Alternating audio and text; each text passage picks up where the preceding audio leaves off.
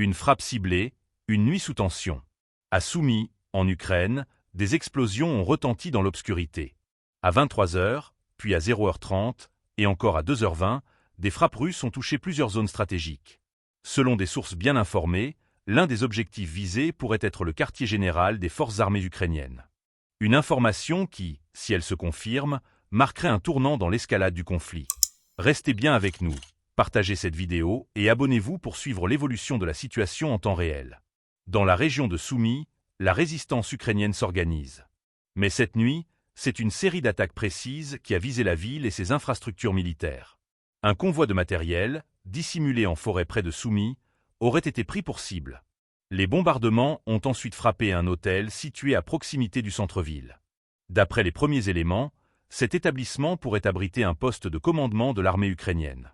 L'intensité des frappes ne s'est pas arrêtée là. 1h40 du matin, 3h30. Deux autres détonations secouent l'usine de Soumy-Quimprom, un site stratégique où transitent armes et équipements militaires. De vastes entrepôts et hangars y servent de centre logistique aux forces ukrainiennes. C'est ici que les convois ferroviaires déchargent leurs précieuses cargaisons avant d'être redistribués sur le front. Ces frappes viseraient, elles, à paralyser la chaîne d'approvisionnement de l'armée ukrainienne. Mais un autre point intrigue les analystes militaires. Un groupe de soldats ukrainiens basés dans la région de Chostka devait se déployer vers Koursk, en Russie, pour prêter main forte aux troupes en première ligne. Or, ce mouvement a été stoppé net. Des interrogations persistent. Ces frappes ont-elles empêché cette opération ?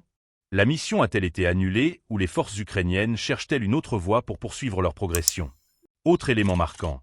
Une alerte aérienne a été déclenchée dans la région de Soumy en pleine nuit, confirmant l'intensité des bombardements.